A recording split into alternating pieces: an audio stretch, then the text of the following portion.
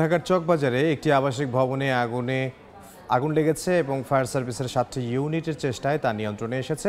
সবশেষ খবর জানবো, এই মুহূর্তে ঘটনাস্থলে আছেন সহকর্মী আদনান তুর্য। সরাসরি যাব তার কাছে।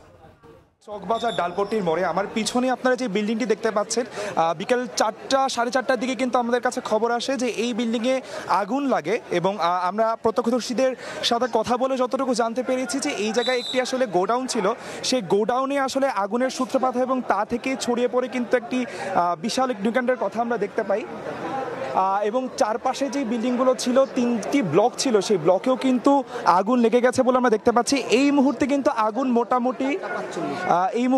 আগুন মোটামুটি নিয়ন্ত্রণে আপনারা দেখতে পাচ্ছেন। এখানে ফায়ার সার্ভিস যেমন রয়েছে, রেড ক্রিসেন্টের সদস্যরা রয়েছেন এবং বেশ কিছু স্বেচ্ছাসেবকদেরও আমরা দেখতে পাচ্ছি।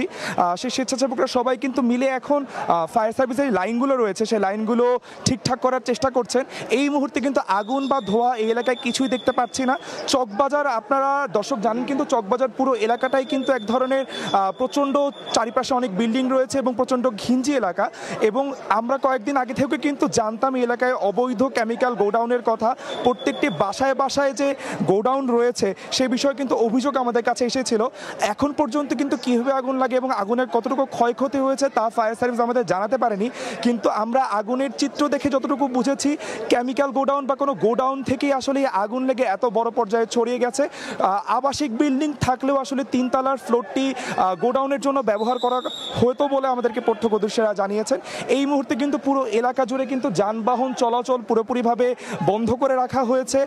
এলাকায় যেমন আইনশৃঙ্খলা বাহিনী রয়েছেন, ফায়ার সার্ভিস রয়েছেন এবং সেনাবাহিনীরও কিন্তু একটি তৎপরতা আমরা পুরো যে এলাকা জুড়ে দেখতে পাচ্ছি।